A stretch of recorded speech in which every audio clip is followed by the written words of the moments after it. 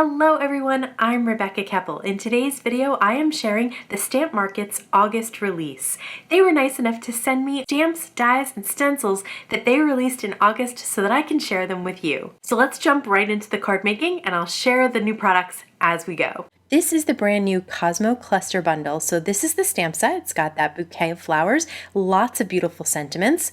There's also layering stencils. These are very easy to use. I'm going to show you how each one layers on top of the other to create a colored flower bouquet. And here are the dies. So not only do you get a large die to cut out the bouquet of flowers, but you also get some dies to cut out some of those sentiments as well, which I really like that they include that so that you can pop them up if you want to. If you are going to cut out the bouquet, I like to stamp it first in the no line coloring ink. This just gives you a really good guide on how to line up the stencils so that when you die cut it, everything that you've colored is inside the die cutting. So I laid that piece down on my glass mat and just keeping it in place with some washi tape. And like I said, it makes it really easy then to line up the first stencil, which is those flowers. Did want to show you the brand new Tacky Tile from the Stamp Market. This is the original size. So all you do is peel off this clear protective sheet here, and then you've got this really sticky surface. I'm working on a glass mat, so I'm just going to tap off some of that stick. Otherwise, it's really going to stay down there and I'm going to have to pry it off. So then you just lay it down, and as you can see, that tile stays in place. It is not going to slide around. Then you can just place your ink pad on top. So the little inset on the bottom of the ink pad lays right on top of the tile, and it really just holds that ink pad in place so that you don't need to hold the ink pad while you are getting ink onto your brush. So I am brushing back and forth. It's force of habit. My left hand goes to the ink pad, but you can see I was able to remove it and I don't have to hold that in place, which allows me to quickly get that ink onto my brush and not have to worry about the ink pad sliding all over the place while I'm working and getting in my way. It stays exactly where I put it. So I am using blush ink for the first layer of that stencil there, and now it's so easy to line up the second layer because I have both the no line ink background and I also have the first layer of the flower. So now I am going in with another color of pink. I believe, yep, party pink. I thought that's what it looked like. And then just peel off the stencil and lay the next one down.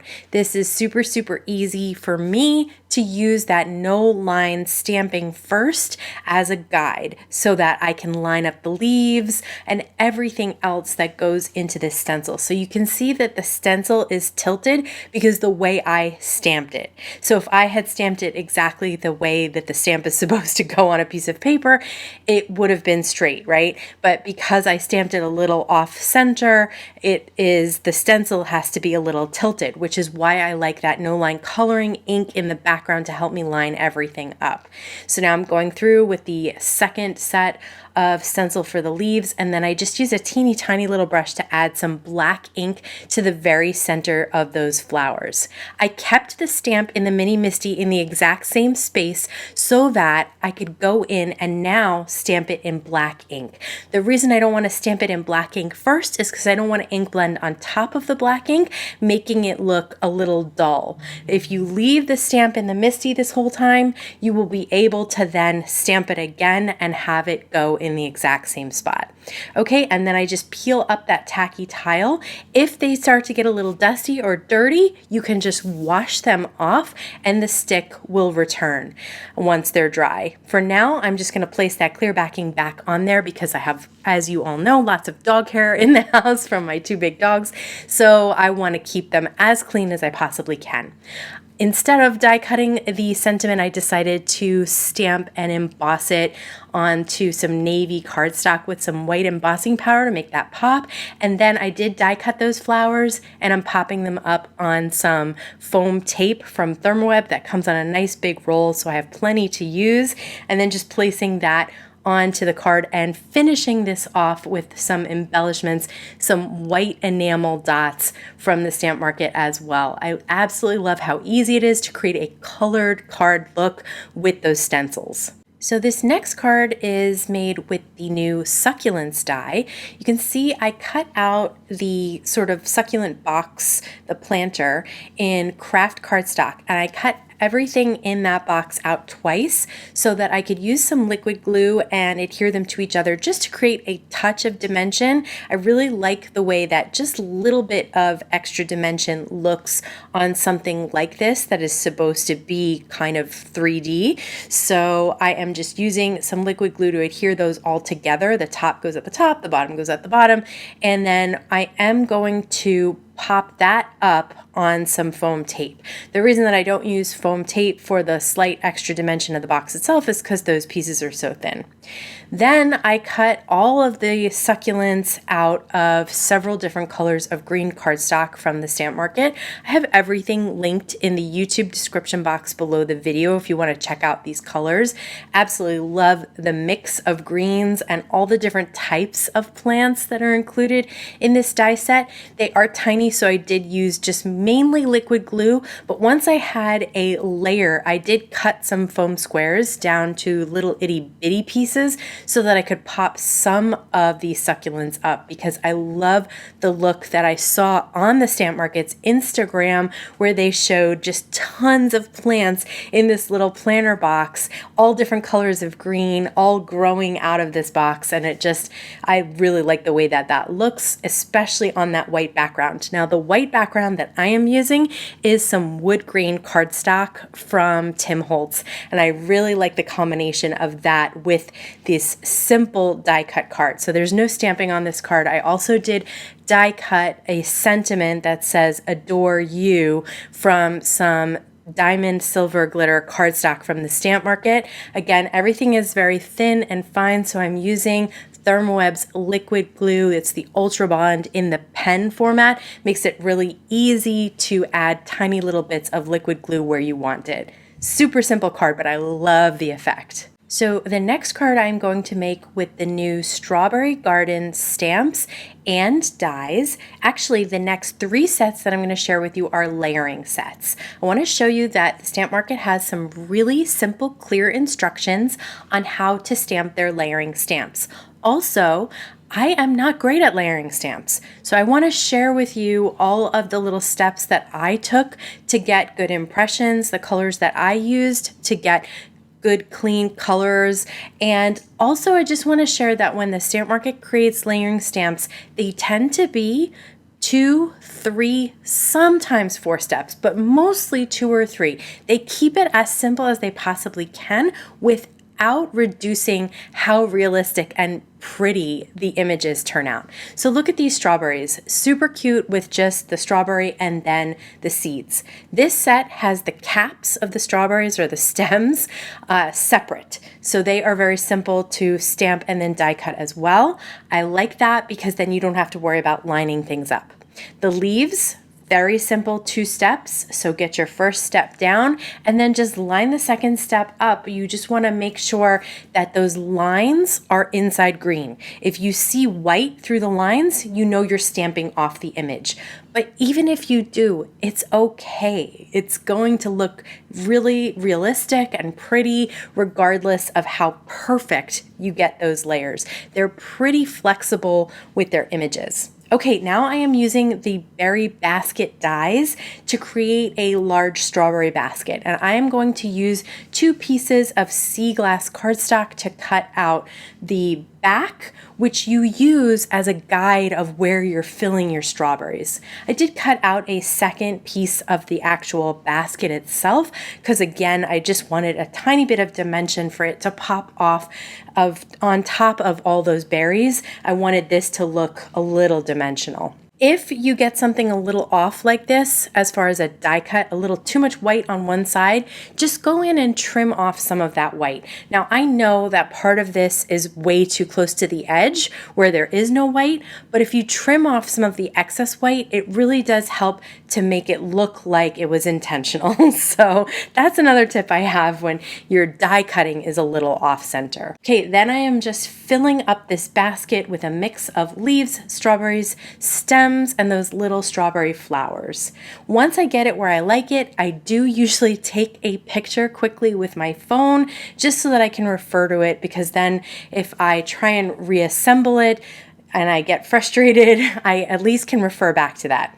For this time, I did just kind of lift up some of these things and squirt some liquid glue behind it. That's another way to kind of keep your orientation the same while you're adhering it down. But I did bring in the phone to make sure that I could see where some of the smaller pieces ended up going. Then just put a little liquid glue on the back of the basket and lay it down on top. Super simple. I did die cut 2 of the sentiment dies that says "So Sweet of You" and stacked those up as well. I'm really loving just 1 extra layer of cardstock on the back of things. I think it's like just enough dimension sometimes to pop it off the page without being 2-dimensional. And that is how easy it is to create with that Strawberry Garden stamps and dies. So this next card, I'm using the Romantic Rose stamps and dies. And when you just look at a big stamp set like this, it can look a little overwhelming if you're nervous about layering stamps. Take a breath and then look at how easy some of these are to line up. So I'm going to take the large rose, which is A1, and the slightly smaller rose, which is B1. This is the first layer, so this is going to be my lightest color of ink. So I decided to go with blues. So I'm using sea glass. I know that's not a typical color of rose. That's okay. When you're stamping flowers, you can have any color that you want. So the second layer, you can see that there's kind of a piece at the top. The reason that I like to stamp them in the direction that they were on the stamp background there is because as many times as they can, the stamp market puts everything in the same direction that it should be. So layer 1, 2, 3, and 4 will be lined up the way that you need to line them up on the paper. So just check and see. Sometimes they have to squeeze in other images and they can't do it, but for the most part, look at how easy it was to stamp 4 different layers because it was all in the direction that the stamp packaging itself told me to stamp it in. The little daisies only have, well, no, they have 4, but it's 2 for the petals and then 2 for the centers. If your stamp is getting stuck to your fingers, try using the tips of your scissors or something else metal. A good stamp will be sticky. That means that it is a high quality of photopolymer that they're using to create the stamp. That's why it's so sticky. If you've ever bought stamps that were not that high quality photopolymer, you'll know that sometimes you even have trouble sticking them to an acrylic block or the MISTI. So if it's sticky, just use the scissors to move it around. I did want to share that the Tacky Tiles come in a mini size. So again, just peel off that clear protective layer, get a little bit of the stick off if you're using a glass mat especially, and then lay that little tile down, and then your ink cubes can fit on top. They've also come out with these tiny tiles in a different depth that work with the distress ink cubes if you have those.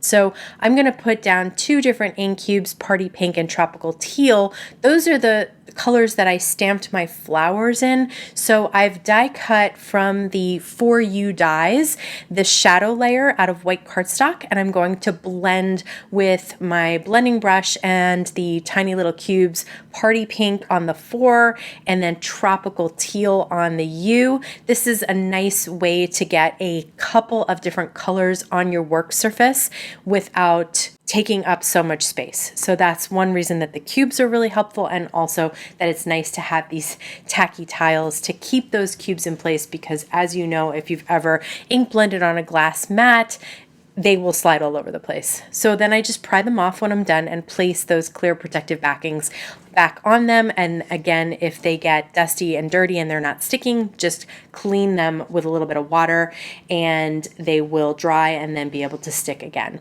So I'm using a little liquid glue for the top layer of the 4, which is a very, very thin die cut. I probably could have used Easy Cut, that thin adhesive sheet that I love so much on these, but I'd already die cut them out. So I just die cut the top layer and the shadow layer out of white cardstock and then just ink blended on the bottoms.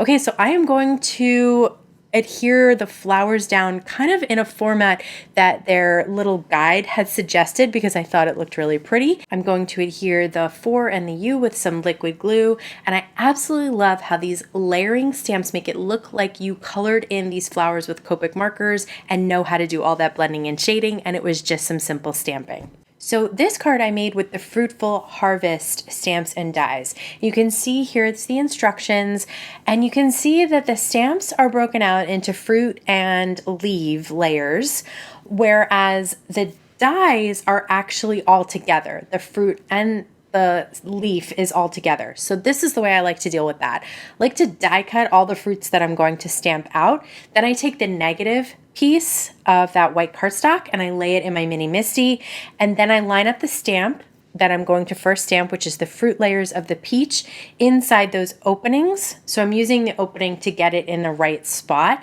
Then close the MISTI door and pick up those stamps. Then I take a tiny little bit of adhesive because I'm working on my MISTI mouse pad, and I put it behind the little die cut, and then I lay the die cut for the fruit and the leaf inside the opening. This way I have my stamps all lined up inside the die cut. So I'm going to stamp the little fruit peach, and then I used coral for the little line on the peach, and I am using my acrylic block sometimes with the smaller stamps. Sometimes it's just easier with a teeny tiny stamp like that to use your acrylic block, especially if you're having trouble getting it lined up. Okay, so now we're going to do the same thing with the little blueberry clusters. I put a little bit of adhesive behind the die cut, popped them back into the opening, and now I'm using the 2 layers of stamps for the blueberries to line those up. Then it's simple to line up the leaves. Because we have the die cut there so you can see where the stem is supposed to be, do the same thing with the little mini strawberry and brought the acrylic block in for the stem. Okay, then I use some black ink to stamp thank you very much at the top of an A2 card. I'm going to use my Tacky Tile for the cubes to just do a little spotlight ink blending on the back of this card, just for a little pink to add to. I've been doing a lot of white on all my cards, and I did want the basket to be white here. So then I have this teeny tiny little basket from the Berry Basket Dies, comes in large and small, and it's the same way though, where you die cut the background and lay that down, giving you a guide as to where your fruits need to be inside of, so that you can then place the basket on top. Also, if anything shows through, it's not like it's clear in the back where it's looking to the back of the card. You have like a white background that it's laying on. And just use a little liquid glue on those thin lines. That worked out fine. And I love this clean and simple card. It was so much fun to make. If you're like me and you're still hanging on to those last little bits of summer, be sure to check out my last Stamp Market video where I shared their Summer Bliss card kit. I'll link to it here. As always, I want to thank you so much for spending time with me today. Please stay safe, stay healthy, and I'll see you again soon. I am sharing the that was another one of those like and then the brain's like, I'm not telling you what it is. And the mouth's like, please tell me.